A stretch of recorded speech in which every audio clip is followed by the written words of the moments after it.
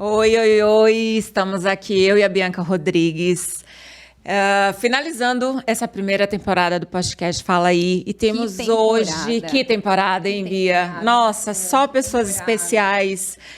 E hoje, para finalizar essa primeira temporada, nós temos aqui uma pessoa maravilhosa, um amigo querido, uma pessoa muito respeitada no mercado. Vocês vão amar a história dele, vai ser de muita contribuição. Temos aqui hoje conosco Lucas Souza. Seja bem-vindo. Muito bem-vindo. O famoso Luke. Meninas, muito obrigado pelo convite. Primeiro, é um prazer estar por aqui, reviver as nossas histórias do passado, Verdade. Contar um pouquinho como o nosso mundo anda, como nossa vida profissional e pessoal anda. Então, é um prazer sempre estar aqui com vocês. Muito obrigada, muito obrigada. Luke. A gente acaba falando muito sobre os presentes, né? Mas não Verdade. tem como a gente não falar, né? Porque nós trabalhamos numa mesma empresa juntos, né? E a gente constrói essas relações. O mercado de seguros tem muito isso. É. E você ensinou muito pra gente ali da área comercial, muito, muito, muito. A gente vai chegar nesse ponto da área comercial, mas antes disso, né, como que você chegou no mercado de seguros, né? Conta pra gente aí como que é essa sua história, sua formação, como que você caiu nesse mundo, né? O início, né, de tudo. Perfeito. Primeiro, eu sempre fui muito, muito curioso, assim, com coisas novas e como eu poderia exercer a minha carreira, né? Mas como a gente é muito novo, eu entrei em seguradora como estagiário, né? Então, foi o seu primeiro trabalho? Foi meu primeiro trabalho. Antes de seguradora, eu vendia Nextel, gente, pra vocês terem uma ideia. Olha aí. Na época que Nextel pedia... Posso falar Nextel? Pode, né? Pode. Na época que precisava de comprovação de renda, era aquela coisa, eu tinha um fonezinho de ouvido, uma lista telefônica nas mãos e eu ligava para empresas para poder vender Nextel. Então, esse foi meu primeiro emprego, mas eu entrei na faculdade, realmente era um emprego muito, muito doido, assim, para poder conseguir bater meta. Entrei na minha faculdade como bolsista do ProUni e ali eu falei, cara, eu preciso fazer alguma coisa da vida, preciso arranjar um estágio, alguma coisa. Preciso ganhar dinheiro. Sim, e eu lembro que uma grande seguradora, uma época, estava fazendo propaganda, né, na universidade para poder ter novos estagiários. Falei, cara, vamos lá ver. Acho que eu com muitas pessoas do mercado, acabou caindo no segmento de seguros sem entender muito bem o que era, né? Cara, né? A gente vai sem saber. Beleza, Você conhecia alguma coisa de seguros? Nada, zero. Pra mim, sinistro era uma outra coisa. Nossa, igual a minha história. Então, assim, entrei como estagiário numa grande seguradora. Cara, foi uma grande escola, assim, no sentido de entender o que é seguro dos zeros, entrei no atendimento, então entendi ali todas as peculiaridades, reclamações, o que um seguro tinha de diferente. E minha vida dentro dessa seguradora foi muito bacana porque eu consegui me formar com bons profissionais e consegui entender muito desse mercado que com seguradora é via canal indireto, né? Via corretor. Tinha algum produto específico? Eu trabalhava com saúde e odonto. Saúde e odonto. Com a parte de benefícios. E a parte muito bacana era que eu comecei a conhecer o canal indireto. Acho que para mim a grande virada foi quando eu fui para uma área de representação de clientes, em que a gente era o apoio técnico dos gestores comerciais da seguradora. Então, eu ia muito para corretora, sempre fui muito na rua. Então, atendi todas as grandes corretoras na época que a gente possa imaginar, tanto de pequenos e médios negócios, quanto de negócios enterprise no saúde. Para mim, foi uma verdadeira escola. Ali, me apeteceu e veio a chama de cuidar de estratégia comercial. Né? Eu já estive na frente ali com a minha pouca experiência com Nextel, entender como a galera vende, mas para mim o grande prazer é realmente estar no bastidor para poder construir uma estratégia que dê certo e ver ela acontecendo, ver a venda acontecendo. Mas você se vê um comercial? Um cara de vendas? Eu me vi por muito tempo na minha vida como comercial. Acho que isso e muitas pessoas, quando me conhecem no primeiro momento, falam, cara, você podia ir para comercial, você podia fazer isso da sua vida. Só que eu acho que para ser comercial, gente, primeiro tem que ter uma luz, assim. Acho que tem que ter uma aura. Além de toda a parte técnica que a gente aprende, toda a parte que a gente estuda e a própria vida ensina, precisa ter um pouco da arte, né? Eu costumo falar que venda é ciência e arte. E sem a arte da venda, sem o carisma, sem poder conquistar, sem a resiliência e a capacidade de não se abalar quando alguma coisa dá errado e se frustrar quando alguma coisa dá errado. É muito não que a gente ouve. Exatamente. Então, acho que eu admiro muito vocês, admiro muito quem vende, Mas eu tenho esse ponto mais estrutural, assim, né? Então, eu gosto de estruturar e ver as coisas acontecendo de estar na nos bastidores. estratégia, né? Exatamente. De montar a estratégia, fazer ela acontecer e dar o suporte para o comercial. Exatamente. Continua aí a sua história. Sim, e nessa seguradora foi muito bacana, porque essa foi a minha chave, assim. Tipo, cara, é isso que eu quero fazer na minha vida. Eu quero estruturar canais de venda, eu quero estruturar estratégias comerciais para que eu veja a venda acontecer, né? Eu venho de família de vendedores, né? Então, minha mãe e meu pai são vendedores, tiveram a vida inteira de venda no Brás, aqui, Centro Econômico Popular de São Paulo. Mas eu te acho um vendedor, hein? Você acha, Su? Tô te vendo um vendedor. Eu me vendo bem. Me vender bem, eu me vendo. Tá no DNA, tá no DNA. Exato. Tá no DNA. E aí, pra mim, foi uma grande escola. E ali eu aprendi muito, né? Como profissional e como pessoa, até a ter resistência nos momentos não tão bacanas. Porque a nossa vida não é só flores, né? Exato. Não é. E aí, nessa primeira experiência como seguradora, aí depois você foi pra onde? Perfeito. Depois dessa seguradora, foi minha primeira experiência em corretora, né? Eu sempre fiquei muito tempo em empresa, gente. Minha mãe se aposentou no primeiro emprego, para vocês terem uma ideia. Então, sempre fui muito resistente à mudança, né? Isso tem um lado bom e tem um lado ruim, que a gente acaba limitando o nosso horizonte. Mas saindo dessa seguradora, eu fui para uma corretora, foi onde a gente se conheceu depois de um tempo. Já foi direto. Já foi direto. Sim, foi meu segundo emprego formal, gente. Nossa. E lá eu fui convidado para poder ajudar a estruturar a área de benefícios, né, dessa corretora junto com a seguradora na época. Então, ali foi começo com meu equipe mesmo, né? Eu estruturei o pool em conjunto com a extinta Admix, né? Então, era o pool de venda de benefícios seguro-saúde. Então, foi muito trabalho, gente, muito trabalho. Então, de estruturar desde central de atendimento, a processos, a como o processo ia ser intermediado com a seguradora, visitar a Admix, visitar clientes, estar junto com o comercial. Foi um projeto muito bem sucedido, assim, para o que ele era proposto na época. E foi muito, muito, muito bom, assim, para eu poder colocar na prática tudo aquilo que eu tinha limitado dentro de uma seguradora. Porque seguradores ficam na sua caixinha ali, né? Verdade. Quando eu fui para essa primeira empreitada na corretora, foi muito bacana porque eu acabei fazendo de tudo. Então, falei, cara, aqui é onde eu quero estar, só ratificou o que eu queria fazer da minha vida, e também foi um movimento de muitos desafios, né, cara? Você não tem muita grana na mão, você trabalha com poucos funcionários, você trabalha com pouca estrutura, não era uma estrutura... E muita meta e muito resultado. E muita meta e muito resultado. Então, eu considero o saldo positivo, tenho amigos até hoje dessa época. Olha nós aqui. E aí, o bacana é que em 2018, né? Saí da seguradora em 2015. Em 2018... a seguradora, que era braço dessa corretora, né?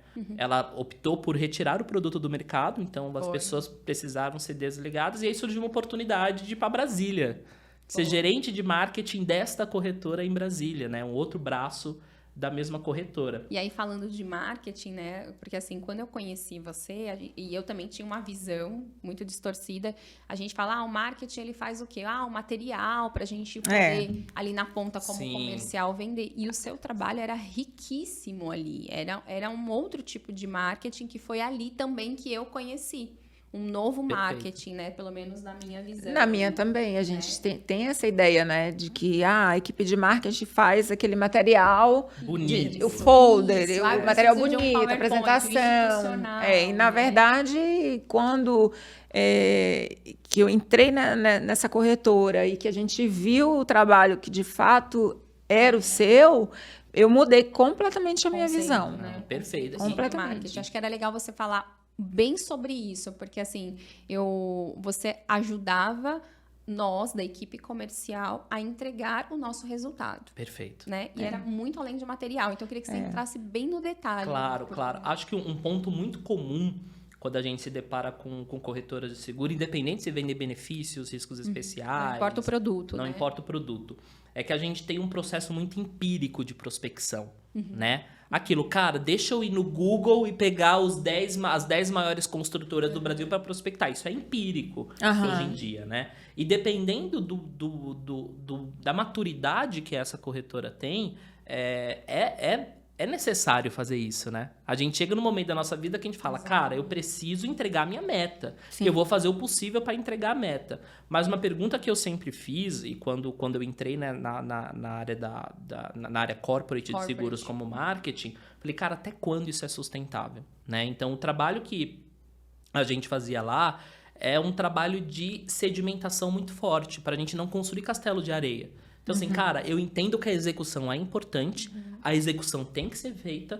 Muitas vezes, ou quase todas as vezes, a gente vai trocar o pneu do carro com o carro andando, mas é preciso olhar para a estratégia. Então, acho que foi esse olhar que ajudou a gente a entender para onde a gente estava indo. E quando eu falo desse olhar, eu vou bem lá para o primórdio, né? São perguntas meio básicas. Quem eu estou atendendo?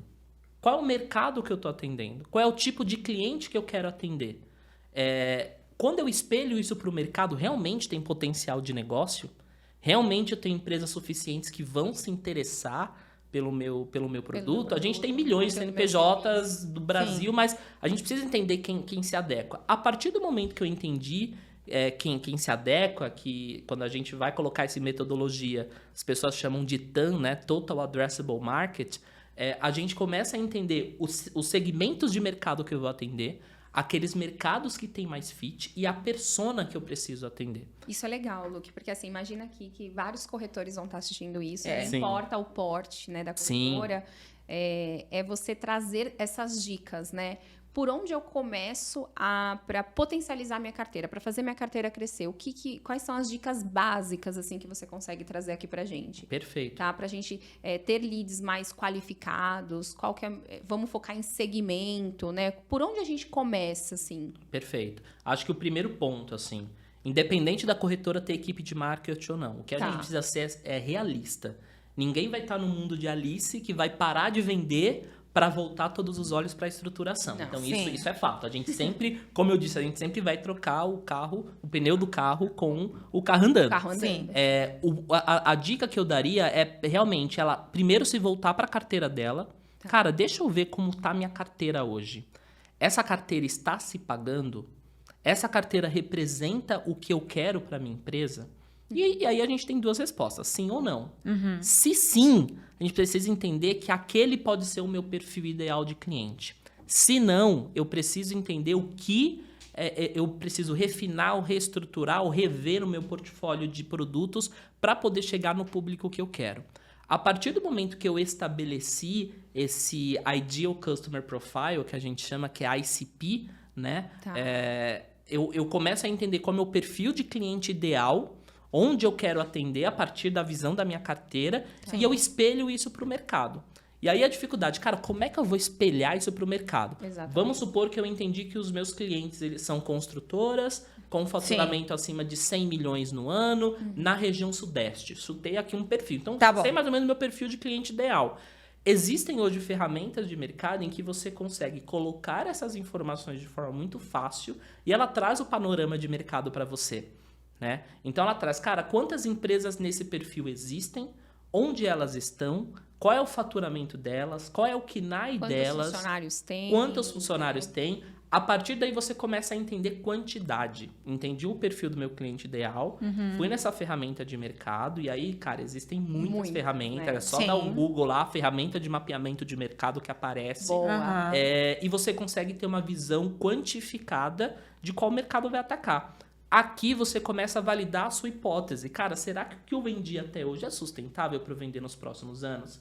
Será que o nicho de empresa que eu estou atuando é um nicho que é sustentável? Porque eu tenho muitas empresas aqui para atacar ou o meu terreno não está tão fértil assim, eu preciso mudar o segmento, por exemplo. O meu segmento, exatamente. Sair da construção, né? Vou para um outro segmento. Fantástico. A partir do momento que você estabelece as empresas que você vai atuar, você começa a desenhar qual a estratégia para poder alcançar essa empresa, né? E aí existem muitas técnicas para fazer isso. Então, cara, cheguei aqui no no meu nicho de empresa ideal, na minha quantificação de empresa ideal, já tem os leads que eu vou trabalhar. Aí vem a pergunta, como é que eu vou bater na porta desse lead? Como que eu vou qualificar ele? Como eu vou entrar em contato com ele? Exatamente. Aqui, eu acompanhei muito em vários momentos da minha carreira, de que a gente era na cara de pau, né? Ligava no PABX, falava com a secretária, enrolava, falava que já estava falando com o diretor, queria só transferir essa ligação. Dava aquela... N forma de fazer, que é o nosso famoso cold call, que todo mundo faz ou vai fazer um dia na vida. É verdade. Só que eu acho que o ponto importante é a gente dar um passo para trás, antes de fazer esse cold call, e começar a imaginar qual é a jornada que a gente quer para esse cliente. Então, existem alguns exercícios, algumas metodologias de desenho de jornada de cliente, onde você entende qual é a minha empresa, quais são as minhas personas, ou seja, quais são os cargos que eu preciso atuar, onde esses cargos estão, e eu monto toda a minha jornada desde a primeira abordagem até conseguir essa minha primeira reunião. Bom. Então, a gente faz todo esse trabalho. E hoje, gente, a gente tem LinkedIn. Pelo LinkedIn fala, cara, eu preciso falar com o gerente de compras, preciso falar com o gerente de seguros, preciso falar com o diretor. Você já tem o nome da empresa, você já tem as pessoas no LinkedIn, agora você precisa montar a sua estratégia de como você vai atacar. E aí um ponto importante é como eu vou conseguir abordar essa empresa a partir do cargo. Muitas pessoas, elas chegam já falando do produto, né? Eu chego já falando, olha, eu tô vendendo tal produto, quero saber se você quer. Cara, não. Esse é um dos principais erros que a gente comete quando a gente fala de estratégia de prospecção. Você tá falando, já tô me vendo. Existem algumas estratégias no mercado, eu vou citar duas como exemplo, que é o Spin Selling. Eu tenho o BANT, né, onde eu vou ver Budget, Authority, Need and Time, que é orçamento, autoridade, necessidade e tempo, onde a gente começa a entender todos os problemas que aquela empresa tem, todos os gaps que aquela empresa tem, para que a gente chegue em um possível cenário de solução. Então, quando a gente desenha essa jornada, é muito importante que a gente tenha primeiro interesse genuíno pelo problema, converse com as pessoas certas e pergunte, cara, sem problema nenhum. Cara, qual é o seu problema hoje? Qual a sua dor, né? Qual é a sua dor? O que te impede de você deitar a sua cabeça no travesseiro ou o que tira o seu sono? Então, a partir daí, você começa a entender todos os gargalos, as dores da empresa e você conecta ela com oportunidades de solução. Não necessariamente falando do seu produto ainda para que você ganhe confiança. Então, você começa a falar de oportunidades de solução, como eu posso resolver aquele problema para aí sim entrar no seu produto. Aí eu queria fazer uma pergunta, assim, é um exemplo, tá? Bem básico, mas eu acho que é mais ou menos o que você está querendo dizer. Por exemplo, eu vou fazer uma ligação para eu quero vender um seguro-saúde, tá? E aí eu já sei com quem eu tenho que falar, eu vou ligar para essa pessoa, mas eu não vou dizer para essa pessoa de imediato que eu quero vender um seguro-saúde para ela. Eu vou fazer a seguinte pergunta, me identificar, claro, e perguntar como é que está o seguro-saúde dela. Né? Que tipo de... Se ela está satisfeita, se ela tem algum problema, se está funcionando, se o reembolso funciona, se a rede está dentro do que ela espera, se já teve algum problema de atendimento, algo desse tipo. Exatamente. E é muito importante que essas perguntas-chave, elas sejam muito bem estruturadas. Você não pode fazer essa pergunta da forma como você quiser. Sim. Então, quando eu falo de montar a jornada do cliente, é você realmente montar esse cenário. Cara, quando eu falar com essa pessoa, qual é a primeira coisa que eu vou falar com ela? Como ela está se sentindo naquele momento? Quem participa desse movimento, nesse momento, nessa conversa? A partir do momento que eu fiz essas primeiras perguntas, qual é o próximo passo? E qual é o próximo passo? Então, você começa a criar esse cenário para você ter essa visão de como perguntar, do que perguntar. E quando a gente fala de prospecção B2B, esse é um dado super interessante, de que você fala com no mínimo 8 pessoas. Nossa. Que fazem parte do poder de decisão. Elas podem ser influenciadores ou decisores, né? Eu posso falar com quem assina, mas com quem influencia, com quem esse decisor vai perguntar, falar, cara, será que eu fecho com ele ou não? Será que eu preciso desse produto ou não? Então, hoje, é muito míope a visão de quem acha que vou ligar para uma pessoa nessa empresa, já vou falar, vou marcar a reunião, porque ele é o gerente. Muitas vezes, você não vai conseguir esse contato com o diretor. Você vai mandar sua mensagem no LinkedIn para esse diretor dessa empresa, você vai ligar para esse diretor dessa empresa e vai bater a porta na sua cara. Por quê? Muitas pessoas com a mesma proposta entram em contato todo dia. Então, o ideal é que você mapeie a sua rede de contatos, a hierarquia de contatos daquela empresa Fala, cara, eu vou começar aqui pelo analista, eu vou começar aqui pelo supervisor, vou começar pelo gerente, e essa rede de contatos vai te dando informação até que você chegue no diretor, ou até que você seja indicado para falar com o diretor. Perfeito. Né? Perfeito. Então, essa de forma muito geral, porque isso é muito detalhado, não, mas claro. de forma muito geral, essa é uma muito estratégia bom. muito bacana. Muito bom, porque assim, a gente tem que trazer para nossa realidade, né? Por exemplo, você acredita nessa prospecção por e-mail, por exemplo, puramente? Um e-mail, você manda um e-mail com um institucional, uma apresentaçãozinha básica. Você acredita nessa prospecção? Que isso ainda via e-mail? funciona. Olha, eu acho que, primeiro, a gente nunca pode apostar todos os ovos de uma única galinha. É isso, né? Não, Toda é sexta que a só sexta. um único. Gente, eu sou ótimo em ditados. Ovos na mesma galinha. Pra vocês entenderam, né? Não, deixa aí. Meu Deus do céu. A gente nunca pode apostar todas as nossas cartas em um único jogo. Bom, É isso aí. Melhor. Então, eu não posso apostar toda a minha prospecção em um único canal, ou um ou dois canais, e tudo tem que ter contexto. Acho que esse é o ponto que a gente vem falar. Cara, uma caneta que a gente dá para a pessoa tem que ter contexto. Um e-mail que eu envio para a pessoa tem que ter contexto. E eu costumo falar que a prospecção é como se fosse um namoro. Sim. Total. Cara, você vai chamar a pessoa para jantar sem você falar um oi? Você vai chamar a pessoa para sair sem a pessoa te conhecer minimamente? É isso aí. Né? Isso é sustentável se a gente pensando no namoro, não pensando numa relação que não vai ter, que não vai ter continuidade, numa relação que não é verdadeira. Então, assim, eu acho que o e-mail, ele pode ser utilizado, ele deve ser utilizado quando ele tem contexto e quando ele tem propósito. Eu, Lucas, não sugiro que a gente utilize e-mail logo de cara. Gente, essa coisa de pegar a lista e disparar milhões de e-mails não funciona mais. Por quê? Os próprios servidores de e-mail, eles já bloqueiam como spam. Verdade. Além de bloquear como spam, se você vai prospectar uma empresa grande, as empresas já têm camadas de segurança para evitar que seu e-mail chegue. E dependendo do diretor, ele vai ter uma secretária que vai bloquear o e-mail ali na cara porque ela tem acesso à caixa dele. Excelente. Então, o que eu sugiro, sempre entenda o contexto e o momento daquele touch point, né, daquele contato. Como a gente inicia hoje? Então, pensando no mundo em que eu não posso mandar um e-mail, não posso ligar de cara. Como a gente inicia hoje? Acho que a gente chegou numa era em que as pessoas têm muito acesso a conhecimento. Esse é o ponto super importante. Sim. Como você inicia essa prospecção? Cara, com algo relevante que você tenha para ensinar e que você possa aprender. Acho que esse é um ponto essencial e serve para prospecção em mercado de seguros, serve para prospecção em empresas de tecnologia, serve para estratégias de inbound marketing, estratégias de ABM, estratégias de outbound ou qualquer outra estratégia. Tá? Então, acho que você precisa entender muito bem esse contexto, sabe? Porque senão as coisas não fluem da forma como tem que fluir. E eu acho que é por isso que nós tivemos muito sucesso quando a gente começou a oferecer o treinamento para o cliente. Verdade. Né? Então, Exato. ele não nos dava ali logo de cara uma oportunidade numa demanda, mas ele queria receber o nosso treinamento. Sim. Muitos clientes receberam o nosso treinamento, a maioria se tornaram-se clientes. Sim. Alguns não, mas a grande maioria sim. Mas o treinamento, o conhecimento... Que é o conhecimento que você Nós falou. Vocês entendem o quanto é importante você conhecer o seu cliente, ter a jornada dele mapeada? Porque como é que eu vou oferecer um conteúdo que ele realmente vai querer? Como é que eu vou saber se aquele conteúdo que eu tô suando para escrever um blog ou algum material rico ou gravando um vídeo, gravando um podcast é realmente aquilo que meu cliente quer ouvir?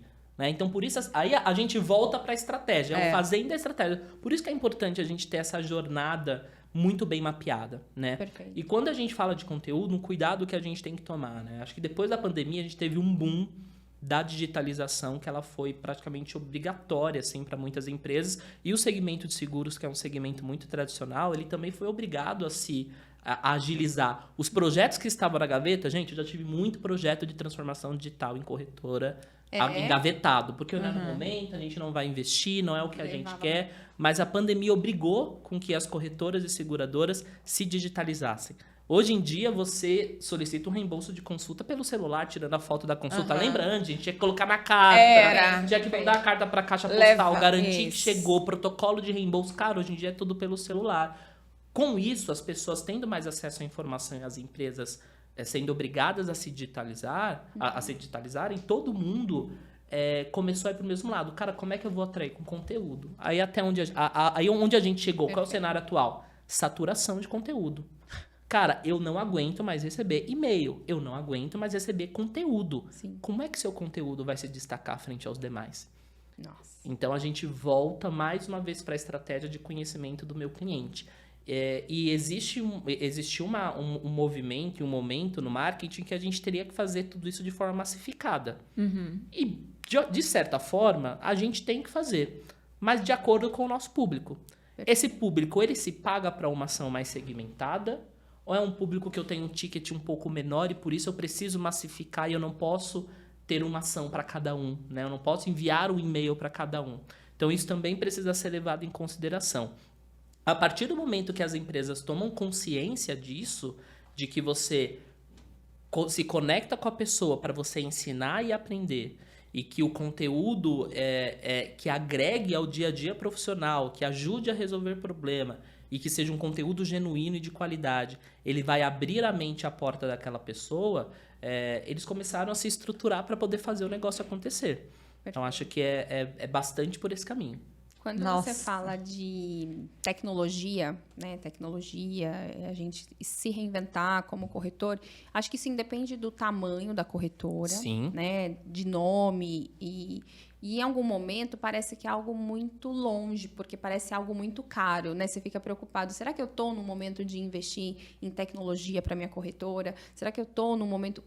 o que você pode trazer para a gente sobre isso, assim? Porque, independente do tamanho, a gente sabe que a tecnologia está aí, batendo na nossa porta. Exatamente. Né? Todo mundo precisa se reinventar, todo mundo precisa buscar o melhor, todo mundo quer crescer, todo mundo precisa de dinheiro. Né? O que você pode falar disso para a gente? Cara, eu acho que quando a gente pensa em tecnologia... Já foi o tempo de pensar que tecnologia eu tinha que investir milhões de reais. Eu só vou dar certo se eu investir milhões de reais. Gente, tecnologia é organização. Se na sua corretora você consegue empregar um Excel e você consegue ser organizado com ele, já está valendo. Tá. E aí você vai step by step. Né? Fica a dica, viu, gente? Você não vai... É o que eu falo, não invista muito dinheiro... em sistemas, em coisas milagrosas, se você não está na maturidade, se a sua empresa, o seu time não está na maturidade para poder utilizar aquele sistema, aquela tecnologia de forma plena. Então, eu costumo falar que sempre eu volto para a organização. Se a sua tecnologia, por mais simples que ela seja, ela traz organização para você, já é um primeiro passo. Né? Já é um primeiro passo. E eu vejo que a partir do momento que a gente consegue ter esse primeiro passo, é que a gente começa a vislumbrar novas tecnologias, começa a vislumbrar novas automações no meu segmento, e como eu posso entrar no meu cliente. Uma coisa que eu aprendi muito, muito importante, muito séria, assim, passando por... Hoje eu não estou mais no segmento de seguros, né? Passando por várias empresas de tecnologia e me especializando em vendas complexas para enterprise, vendas para grandes empresas, que o que interessa hoje para a empresa que está na ponta é o relacionamento genuíno. Relacionamento. É a credibilidade que você passa. É você, de forma muito verdadeira, resolver o problema dela. Você entendeu que até o momento eu não falei de tecnologia? Entendemos. Eu falei de pessoas. Então, a tecnologia é o meio, a tecnologia é o complementar. O que vai te diferenciar daquela corretora que tem o maior CRM do mundo, que paga milhões de reais por ano por aquele CRM, e a corretora que tem o Excel, é quem vai passar mais credibilidade, quem vai resolver o problema de forma genuína e quem vai ter o relacionamento genuíno. E cada vez mais eu tenho percebido isso. Quando eu falei da gente se preocupar com a massificação, quando a gente lidar com clientes enterprise, com ticket mais alto, é porque cada vez mais as empresas estão fugindo disso, gente. As empresas estão fugindo dos e-mails automáticos, as empresas estão fugindo daquele conteúdo raso que eu faço para todo mundo. As empresas estão fugindo da falta de personalização. É aí que entra dentro do meio do marketing, dentro do segmento do marketing, mas se aplica em qualquer empresa, a gente começa a estruturar estratégias para contas nomeadas. Esse é o ponto. Ou seja, voltando lá atrás, recapitulando para a gente conseguir fazer a nossa timeline. Eu mapeei o meu mercado, mapeei a minha jornada, mapeei para quem eu quero vender, comecei a me organizar com a tecnologia que eu tenho dentro de casa e entendi que chegou o momento de escalar. No meu momento de escalar, não se engane que você precisa continuar investindo rios de dinheiro. Você precisa adaptar a tecnologia ao nível de maturidade da sua empresa. Gente, uma empresa é igual uma pessoa. Não adianta eu chegar e falar o seguinte, olha, você está aqui Você é uma criança de 5 anos, você é uma criança de 1 ano, eu vou te obrigar a ser um adulto responsável de 20 em 1 ano. Né? Se isso não for inorgânico, ou seja, se isso não for com muita injeção de dinheiro e com as pessoas certas, é muito difícil você acelerar isso. Então, a partir do momento que você tem essa primeira organização, você passa para começar a refinar os seus sistemas, começar a atender empresas com um ticket maior. E vendo isso na prática, eu me deparei com isso, que não adianta você fazer coisas mirabolantes, massificadas e não personalizadas para essas empresas. O que os executivos de empresa grande querem é que você resolva o problema deles, que você resolva da forma mais eficiente possível. Perfeito. E isso no mercado começou a se destacar e se distanciar de big players. Sim. Porque antes, quando você pensava em quem vai resolver o meu problema, você pensava em grandes corretoras, em grandes empresas, em grandes corporações. Só que chega um momento da carreira do executivo que ele começa a ver, cara, talvez essa empresa grande está me colocando numa vala comum. Talvez essa empresa grande não esteja personalizando da forma como eu deveria. Talvez essa empresa grande não está se preocupando com a melhor oferta para mim, e sim para quanto mais ela pode ganhar. Então ele começa a entender onde estão as pessoas que são especialistas, para onde elas foram e quem pode prestar o melhor atendimento. Gente, antigamente, para que uma corretora para que uma corretora fosse conhecida, ela precisaria estar nas principais feiras, ela precisaria ter muito dinheiro de injeção em marketing, ela precisaria ser a principal parceira das seguradoras. Hoje em dia, com o nosso mundo de comunicação globalizado e que qualquer pessoa consegue impulsionar seu conteúdo online, isso acaba. Acaba. E nós somos prova disso, né?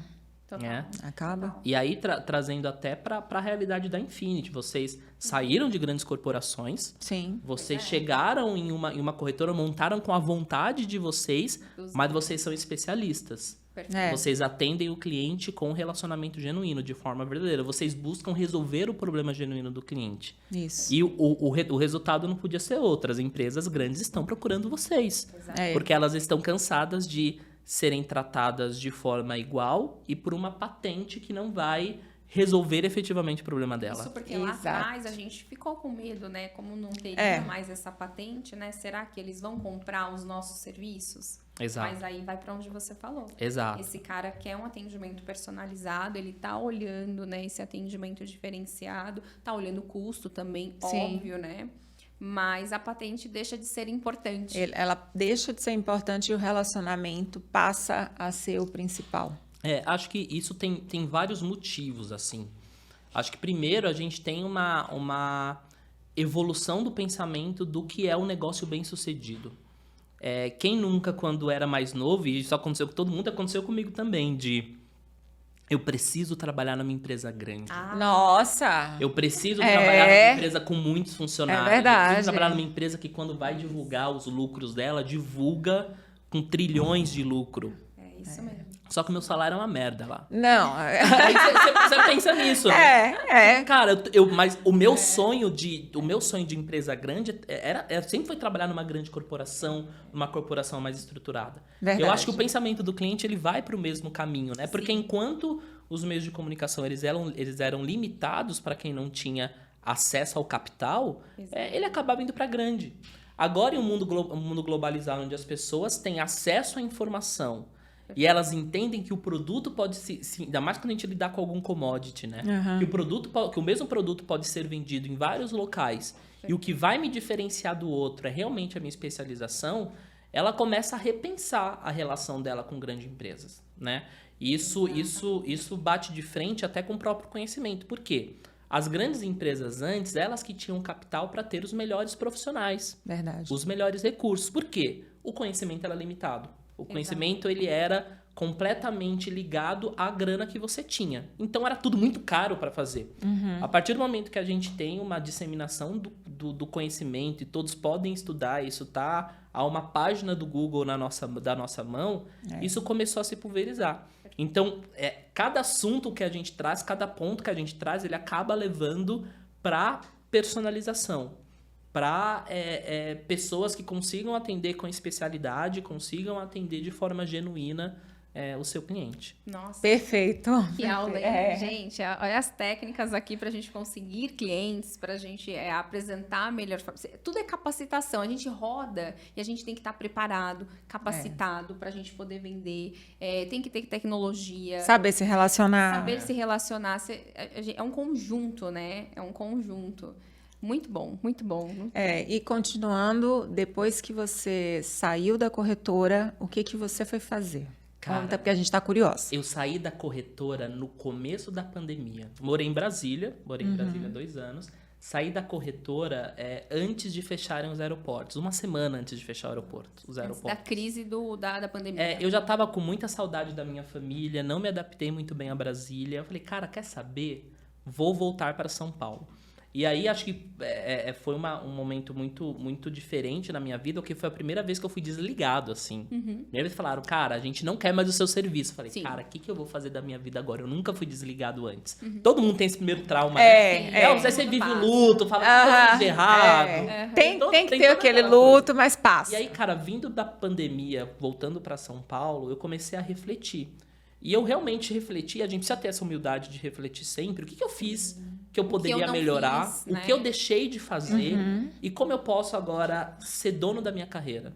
Como eu posso agora não ser aquela pessoa que lá atrás foi indo de acordo com o vento, né? Nossa, adorei. E que graças a Deus caiu no segmento de seguros. Que adorei isso, ser dono da minha carreira. E como é que eu posso ser dono da minha carreira? Então, durante a pandemia, eu fiquei em torno de 6 meses, me preparei financeiramente para isso, fiquei em torno de 6 meses estudando muito como eu poderia empregar estratégias de marketing para empresas complexas e para enterprise, que foi um mundo que eu me identifiquei muito. Conversei com muitas pessoas, fiz muito benchmark, fiz consultoria gratuita, justamente para eu poder, preciso pivotar minha carreira.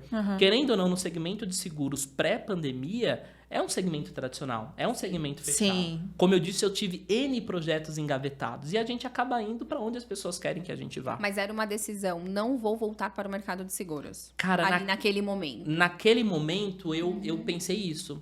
Eu falei assim, cara, o mercado de seguros, na época pré-pandemia, ele é tão tradicional e é tão difícil você inovar. E um ponto importante, não é difícil você inovar pelo mercado.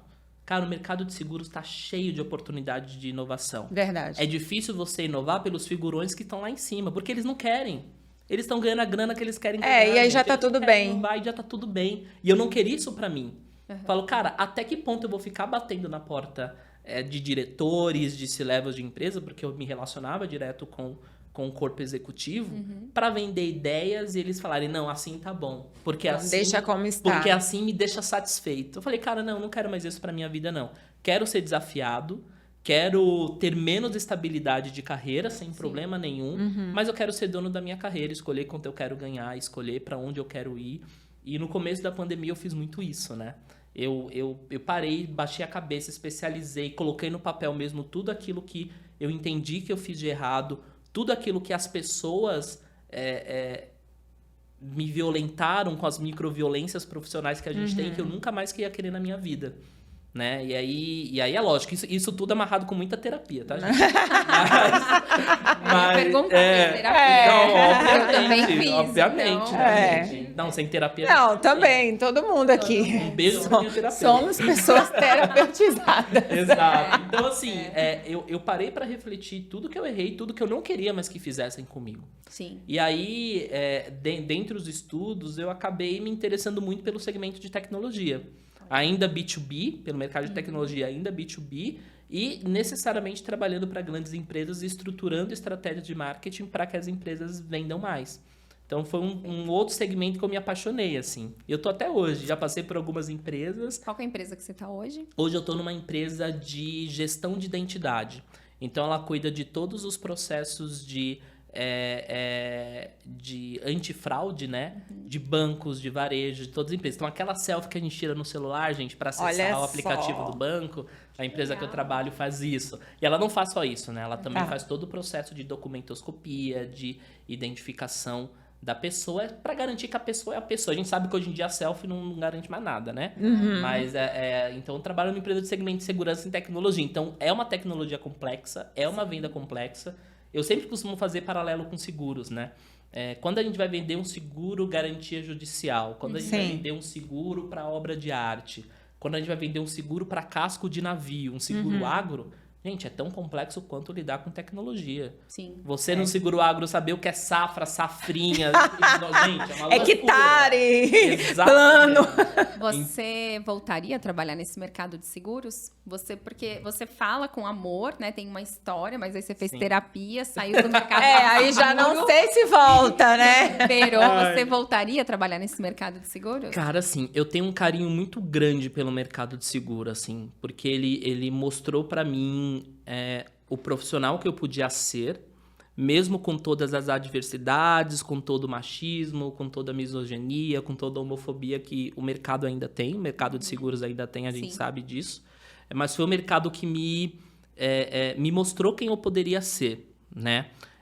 Hoje... Nossa, que pergunta difícil, hein? Peraí, tô enrolando aqui, tô pensando. Mas acho que hoje eu voltaria para uma corretora ou seguradora que se preocupasse com pilares estratégicos, né? Que faria sentido você implantar o que você faz hoje ali dentro do mercado de seguros. Exatamente. Então, primeiro de tudo, uma seguradora sem corpo executivo achando que o ego tá lá em cima. Eu não voltaria para de corretora ou seguradora jamais. A saúde emocional acima de qualquer coisa. Exatamente. A nossa tranquilidade acima de qualquer coisa. E segundo, uma seguradora que realmente se preocupasse com estratégia de venda, estratégia de marketing, estratégia de prospecção, que tivesse pessoas genuinamente interessadas com isso e que tivesse um pezinho ali na tecnologia, que eu também gosto. Então, eu não fecho as portas, porque é um segmento que, no meu ponto de vista, ele ainda tem muito a crescer. Mas para ele crescer, a gente precisa que corretoras e seguradoras se diferenciem. E é legal porque você saiu do saúde, parte de benefícios, e você entende todos os outros produtos. Você entende muito de Minha Casa Minha Vida. Você entende tudo de patrimonial, que eu sei que você entende. Você entende tudo de garantia. Então, de assim, saúde, de vida. Muito desse mercado. Estudei bastante. Estudei ainda estudo. Você entende muito desse mercado. Então, assim, deixa o coração aberto, né? Para as possibilidades. Sempre. Sempre. Esse mercado de seguros, ele tá num momento que está se movimentando muito, as pessoas estão se movimentando muito. Bastante. Eu vi muita gente trocando de cadeira, né? Esse mercado é assim, né?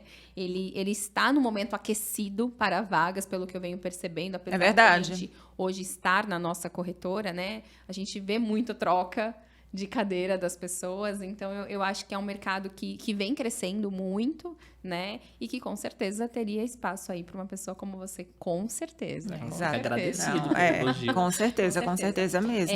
Você falou uma palavra aí sobre preconceito, né? Eu acho que é importante a gente falar um pouquinho também sobre isso, né? Eu acho muito importante. Você passou algum tipo de preconceito nesse mercado? Você sofreu algum tipo de preconceito? Em toda a sua carreira, né? Analisando na sua carreira lá, de modo desde geral, o início até agora.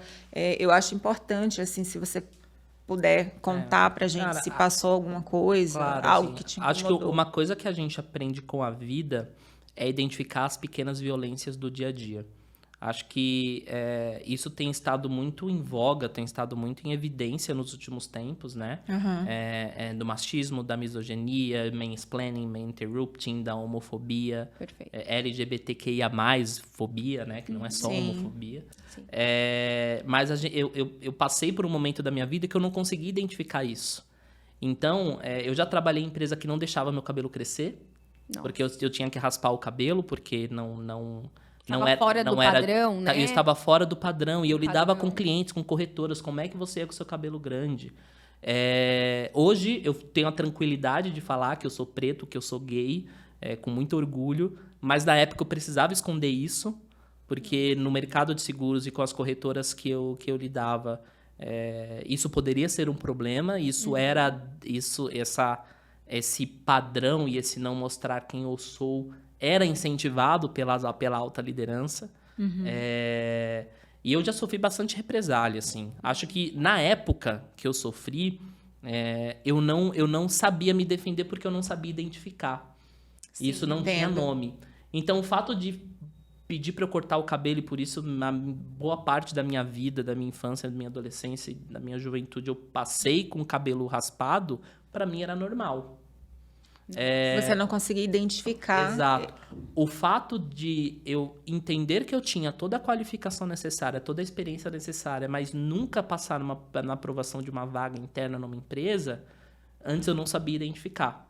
O fato de eu enquanto seguradora, enquanto corretora, sempre lidar com grandes players de mercado e do nada me tirar essa experiência para eu lidar com corretoras que estavam no início, que não tinham muito fit com o meu trabalho, é um tipo de violência que eu não soube identificar. Muitas vezes, ser silenciado ser silenciado e ter sua voz atropelada em uma reunião é uma violência que eu não soube identificar. Então, e que hoje você não passaria mais por isso. Jamais. Eu acho que na época eu não sabia me defender. Eu levava como brincadeira e muitas vezes existem muitas voadoras que a gente leva na vida com a pessoa sorrindo. Verdade. Então, eu lembro que isso foi recente, isso foi num emprego recente. Que olha assim, tô abrindo meu coração aqui. Ai, por favor. Eu lembro de uma cena muito doida, assim, porque eu tava num momento da minha vida, quando eu mudei pra Brasília, que foi um momento muito tenso, assim, sabe? Um momento de muita pressão, porque eu precisava dar certo. Gente, eu saí da casa da minha mãe pra pagar aluguel. Uhum. Peguei todos os móveis que eu tinha em São Paulo e levei pra Brasília. Então, tinha que dar certo. Provavelmente sem uma reserva financeira, porque é o que a gente nunca teve. Exatamente. Nunca teve nesse momento. A gente vai com a coragem. A gente vai com a cara. Então, tinha que fazer dar certo. E esse ter que fazer dar certo, a pressão era muito grande, eu acabei engordando. Cara. Descontando na comida. Descontando na comida, ansiedade e tudo mais. Eu lembro muito bem que eu estava em São Paulo, numa dessas viagens, e uma superintendente abriu a porta do elevador e falou: nossa, como você tá feio, precisa comprar uma camisa, porque sua camisa tá apertada, o botão tá estourando. Nisso estava ela, estava o CEO da empresa, estava o superintendente de garantias, estavam várias pessoas no elevador e todos riram. Então, isso foi recente. Então, eu respirei fundo ali e a minha reação foi rir também. Então... Mas de sem graça, de vergonha. Rir de sem graça, sabe? Tipo... Perde um pouco e o chão, e aí, né? a pessoa falou em alto e bom som: ou você emagrece ou você compra uma camisa maior. Assim não dá. Então... Em tom de brincadeira, mas... Em tom de brincadeira, mas na frente de outras pessoas. E você sabe que não tem nada de brincadeira nisso. Então, a gente acaba passando certos tipos de violência que antes a gente não sabia identificar. É claro, cada um tem sua luta, eu tenho a minha luta e vocês têm a luta de vocês, mulheres, que a gente tem obstáculos e desafios parecidos. Muitos. E acho que é sempre muito importante, assim, acho que o que me difere o Lucas de hoje com o Lucas de ontem é que hoje eu consigo identificar essas violências, né? Existe muita maldade na bondade. Existe. Né? Existe muita maldade na bondade, então você precisa conseguir identificar essas violências e você precisa ter autorrespeito. Acho que é o ponto muito importante. Acho que, para mim, quando eu comecei a ter esse autorrespeito, a ter respeito por toda a grana que eu investi no meu estudo, porque não foi fácil, todo o perrengue que a gente passa pegando busão e metrô lotado uma parte da vida, todos os nãos e fica quieto que você recebe, tem que aprender a se respeitar. Então, com esse autorrespeito, você acaba não aceitando mais violências. Então, eu não aceito mais que me interrompam em reunião. Eu não trabalho mais com gente em que, num bate-papo e numa conversa, eu entenda que não faz sentido para mim. E até contando um caos, assim. Graças a Deus, hoje, existem muitas oportunidades no mercado e eu sempre converso com empresas de mercado. E eu lembro que eu passei num processo seletivo de uma empresa muito referência no mercado, uma empresa grande, com um salário muito bom, com um benefício inicial de atração muito, muito bom. Só que quando eu fui falar com o dono da empresa, com o CEO da empresa, ele falou assim: nossa, graças a Deus que você é agilizado, porque eu não gosto de gente burra. Nossa. Quando ele falou isso, eu ouvi tranquilamente, porque também não sou louco de sair gritando, né? Não quero ser processado. Mas acabou a ligação e eu recusei a proposta. Com um salário maior, com um cargo maior, com uma autonomia maior, com tudo que eu queria maior. Você sabe o que você não quer passar mais. Exatamente. Você sabe o que você quer também. Então, acho que no quesito preconceito, e eu falo muito para os meus amigos, para quem está no meu ciclo de convivência, é que a gente saiba identificar todas as violências, das menores às maiores, saiba se posicionar com classe. Acho que a gente nunca pode descer do pedestal com pessoas desse tipo. Saiba se posicionar com classe e tenha autorrespeito. Não esteja em lugares que você não merece, não esteja em lugares que não querem que você esteja. Porque isso acontece demais, cara. Se você tá num lugar e você percebe que alguma coisa está inadequada ali. Ou a pessoa me interrompe, ou a minha opinião não interessa, ou o que eu falo não acrescenta, ou me diminuem, fazem eu me sentir uma pessoa pior do que eu sou, fazem eu me sentir uma pessoa incapaz de fazer o que eu faço, não esteja ali. Né? E aí eu falo, cara, eu tenho tantos amigos, e vocês são uma delas, de que enquanto a gente estava num ambiente em que minimizava a gente, diminuía a gente acabava falando, cara, eu sou isso. Nossa, será que eu sou tão ruim mesmo? Cara, será que eu nunca bato meta? Meu Deus será que do eu céu. sou a pior pessoa do mundo? Cara, olha vocês saíram, vocês estão brilhando aí. A gente se questiona muito, né? Quando a gente sai dessa bolha, né? Que te colocam nessa bolha, você entra nessa bolha, você sai assim, será que eu sei vender mesmo? Será que esse meu problema em não falar muito bem em público é um problema de fato? Né? Será que eu sou... E aí você vê que é o que o outro acha de você, não o que você é de verdade. Exatamente. Não, e muito mais sobre o outro. Com certeza, é o que você falou. A gente não pode permitir esse tipo de comentário, esse tipo de comportamento. E a gente sabe bem, né? A gente tem que dar o nosso valor, bem, né? Nós somos mulheres, a gente também sofre muito preconceito. E aí... a gente escuta muito isso. Vocês vendem porque vocês são bonitas. Até isso soa ruim. Eu não gosto de escutar. Puro, sim. Né? Você, além de bonita, é inteligente. Então, são comentários assim muito ruins. Né? E até de cliente, quando eu já escutei algo parecido, eu não fiz questão de continuar com a venda, porque... é uma falta de respeito tremenda com o profissional, você escutar esse tipo de coisa. Eu super entendo e eu me coloco nessa mesma situação, de não aceitar ser tratada dessa forma. Sim. Hoje, nós duas, né, como mulheres, como mães, bonitas, a gente tem essa resistência em escutar certos tipos de comentários que não cabe mais. Sim. E aí é um ponto super relevante, assim, que esse autoconhecimento, esse autorrespeito, gente, ele não se adquire do dia para a noite. A gente adquiriu passando, né, por isso. Sofrendo, né? Exato. E é uma coisa que tem que ser vigiada o tempo inteiro, porque se a gente cai no piloto automático, sempre vão ter pessoas que, consciente ou inconscientemente, querem nos colocar nesse lugar. Né? Então, acho que isso... quando eu falo da questão do preconceito, hoje eu falo com muito mais... já chorei tanto em terapia. Hoje eu falo com muito mais firmeza sobre isso, sabe? De que a gente precisa encontrar esse lugar de alto valor, não se autossabotar, deixar a síndrome do impostor de lado. Sim. E isso precisa vir de dentro de você e você precisa contar com ajuda para que aconteça. E aí, trazendo para o ambiente de trabalho, para não ficar uma sessão de terapia, né? Trazendo para o ambiente de trabalho, eu acho que é você começar a entender o seu valor, entende o seu valor, e não é arrogância. Acho que muitas pessoas entendem isso como arrogância. É você entender o seu valor, você estar onde você agrega, onde você queira estar, e quando você chega num lugar que te favorece, é isso que te dá pista para você voar, cara, a sua vida muda, né? Muda. Aí é um ponto importante. Nada é mundo de Alice também, isso vai acontecer do dia pra noite. Se a gente tá num lugar em que a gente não gosta, se estrutura, não vai meter o louco pra sair.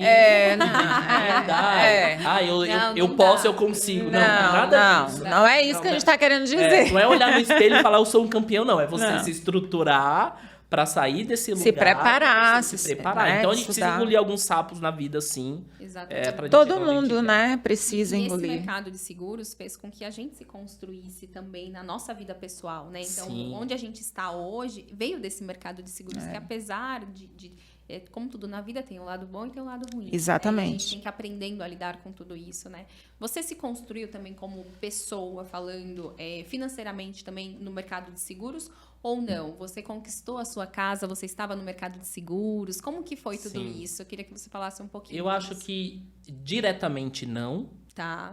Mas indiretamente eu recebi uma base muito grande do segmento de seguros. Eu recebi muitas oportunidades, que eu sou grato assim, no segmento de seguros, né? Sim. De conseguir implantar coisas, de conseguir trabalhar com pessoas extraordinárias, de conseguir tirar o lado bom de ter levado esses tapas na cara e essas voadoras para que me estruturasse, para que quando eu saísse do mercado de seguro eu soubesse identificar.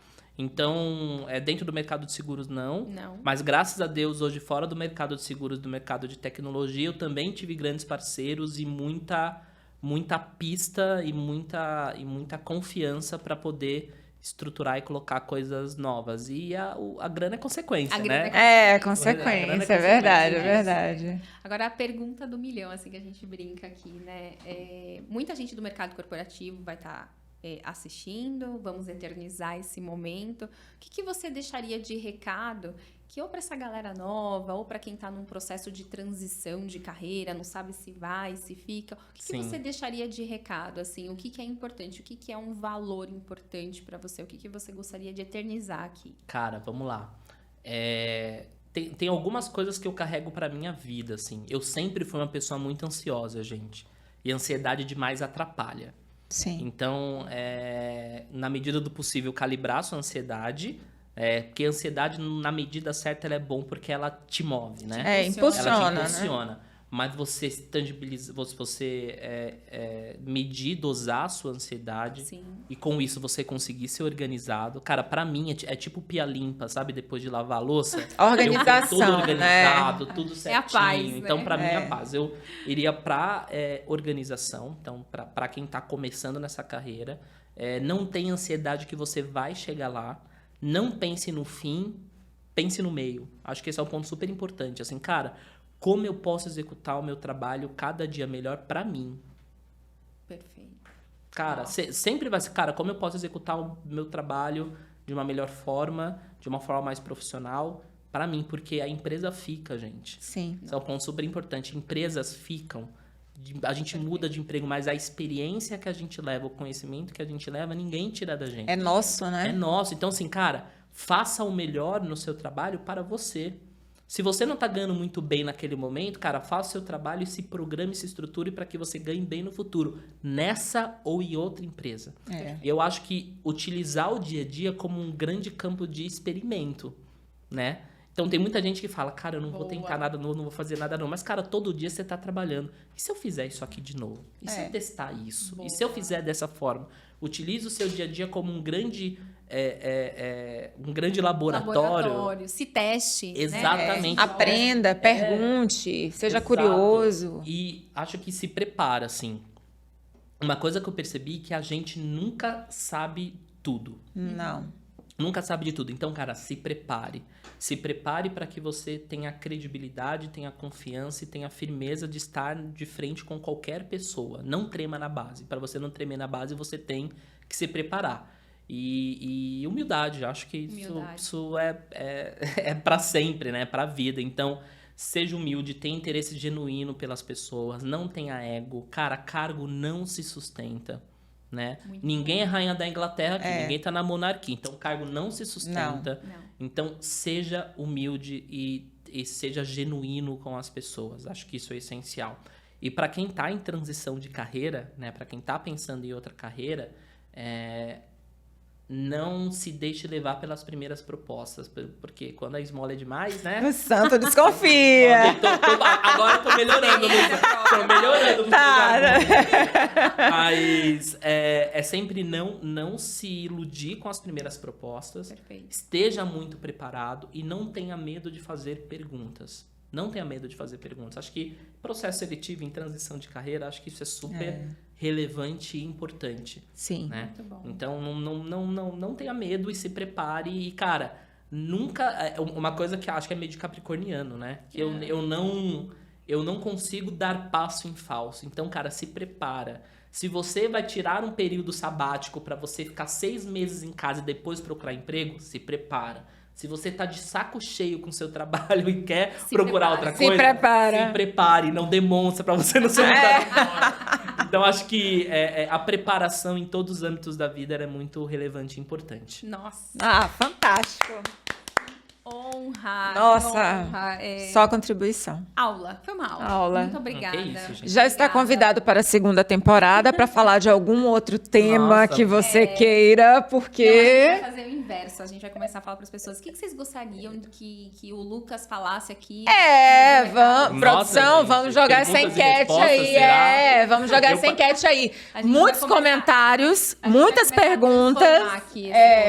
O que vocês querem escutar do Lucas na próxima temporada? Quem são as pessoas que vocês querem ouvir aqui, né? Eu acho que, assim, continuem seguindo a gente todas as redes sociais. Estamos no Spotify, no Deezer. Nosso diretor tá aqui falando. A gente vai aprender isso aí. Se inscrevam no canal, ativem as notificações, seguem o Lucas. Seguem o Lucas nas redes sociais. Isso. A gente tá muito feliz de estar fazendo, né, essa primeira temporada. A gente tá aqui aprendendo, ouvindo muito e recebendo aulas, né? Nada melhor do que essa troca, essa relação com as pessoas, né, Su? Com certeza, muita gente vai aprender muita coisa. Nós estamos aprendendo coisas novas a cada dia. Obrigada. Muito obrigada. Vamos ver se vai vir a segunda temporada, né? Depende dos comentários, né? Fala aí. Fala aí. E Lucas, muito obrigada. Obrigada. Por estar aqui, dedicar o seu tempo a nós. Muito obrigada mesmo. Sim, gente, assim, para me despedir, é um prazer participar desse último episódio da primeira temporada. Acho que se eu pudesse deixar uma palavra aqui, é de se inspirem nessas duas mulheres. Porque foram mulheres que saíram de uma realidade não tão fácil, que cresceram na vida, que passaram por muitos perrengues e passam, porque todo perrengue nunca para, né? E, cara, é um prazer ter vocês na minha vida, é um prazer... Eu vou chorar! É um prazer ter vocês na minha vida, é um prazer ter vocês no meu dia a dia. Eu fico de longe admirando o crescimento de vocês, como vocês se tornaram o que se tornaram. E você sabe de onde a gente veio. E eu posso dizer que é só o começo. Então, certamente vocês vão crescer muito mais. O projeto do podcast é um projeto super bacana. Espero que ele cresça e floresça. E mais uma vez é super bacana estar perto de vocês. Obrigada. Ai, te amo. Obrigada. Ai, gente.